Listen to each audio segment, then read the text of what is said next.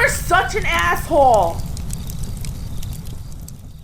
AssholeConsulting.com, helping out America's lost because your parents, your supervisors, your authorities have all lied to you and fucked you in the ass.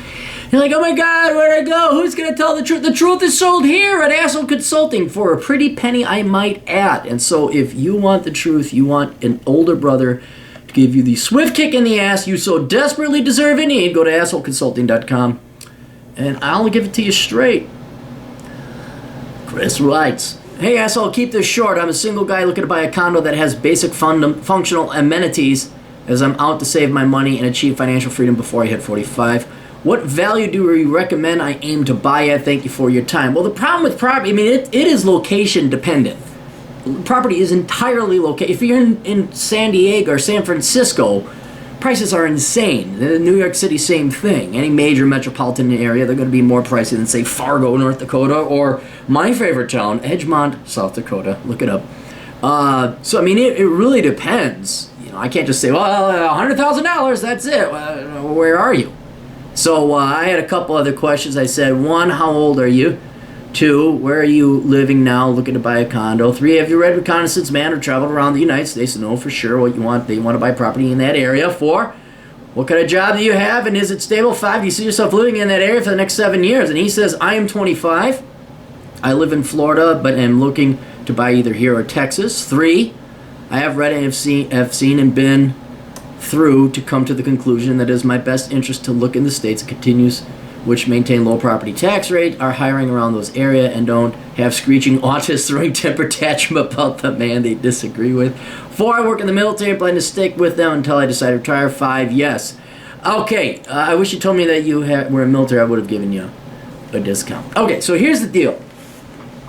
Again, if you're in Florida, I like Florida. It's going to be pretty hard to screw it up because Florida had this surge of property built up, the inventory of which it is still digesting. It's towards the tail end. Property prices are going up, as I'm sure you're aware. But again, it's going to be location dependent. Are you going to buy in downtown Miami on Miami Beach? Well, expect to pay a pretty penny. Do you want to buy on that town that's north of Lake Okeechobee with alligators and shit? It's going to be a little bit cheaper if you get the town. Driven through it a couple times. You know, Jupiter is going to be different than Sarasota. Sarasota is going to be different than Tallahassee. Tallahassee is going to be different than Jackson. So it really, really depends. Now, what you're going to want to look at, and this is the number one thing, this is, I mean, without going into a long analysis, which we don't have time for, what you want to look at is, are the rents going to cover your mortgage? All right? Now you say, well, wait a minute, I got to pay my own rent. Why would I look at rents covering the mortgages? Because you're in the military, you can get free lodging with the military, and you might be sent somewhere else in the military. So what you got to face is, okay, I have this asset now. You got to look at this condo as an asset. Here's my more, let's say you get a condo, the mortgage with homeowners, all the expenses, all of them, the homeowners association fees, the taxes, the maintenance, the repair, the electricity. If I add all that up every month, what is it, and then what is the going market rental rate for that condo, in 1 bedroom, 2 bedroom, whatever? If it covers it, you know, that's good. Because now you're not paying a penny for your house. Somebody else is paying it. You can rent it out to somebody while you're shipped off into the military. Or then if you were to live in that condo, it would be the same price you'd be paying for rent that you have to rent anyway. Right? So that's how you're going to do the analysis of the price. Will it cash flow? That's the number one thing. Now, another thing you could look at is like, okay, I got to pay for rent either way. Will it be the same as rent? And if that's the case, okay, fine, you go ahead and get it. But in general, from a macroeconomic view, looking at it, yeah, I'd be inclined. You're 25, and the reason, let me explain why. You're 25, you're in the military. I'm going to assume you're going to stay the fuck in the military.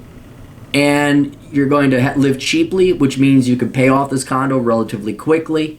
I think a condo or a small house, you could kind of find them. There was a neighborhood out in St. Petersburg that I thought was rather interesting. But it's small. It's an income tax-free state. It's where people are moving. Prices in the places I looked were actually reasonable. Again, you're going to have to do your own individual analysis. I think it's a pretty good move for young 25-year-olds such as yourself. Normally, I'd say travel around a little bit more, blah, blah, blah, but you're in one of the right states. You've traveled around. You're in the military. You're the candidate that I would say, yeah, buy a small, only a place you need to rest your head place. So that by the time you're 45, you'll definitely have this thing paid off, especially if you throw in extra money towards it. Ideally, when you're 35, you have it paid off. Ideally, then you're 38, you got your pension from the military, and you are golden. You have a fucking place paid off. You collect your military check. You're fucking golden. You're set to go. Now, you may not inevitably live in Florida, but you'll never be homeless ever again. You'll never have to worry about rent. All you got to cover is property taxes, homeowners association, maintenance, repair, and utilities, which you'd have to be spending anyway no matter where you live.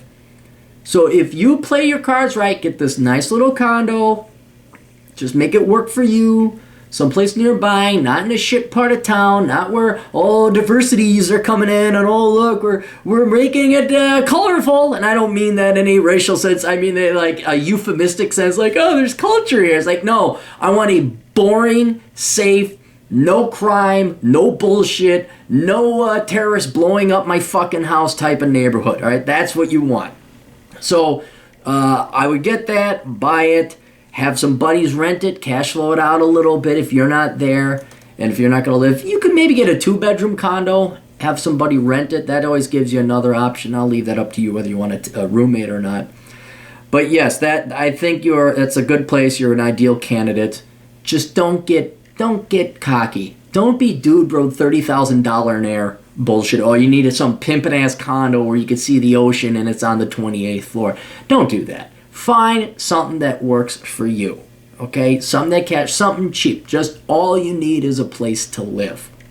And that's going to make your future finances infinitely easier than, one, buying something you can't afford, and two, not having anything at all so that when you come out of the military at 38 or 40, whenever you decide to retire, oh shit, now you got to pay for a property. Now you have to have a mortgage. If you could avoid having a mortgage by the time you retire from the military, you're set. You don't ever have to really work or worry again. You are set. So that should be your goal and your aim.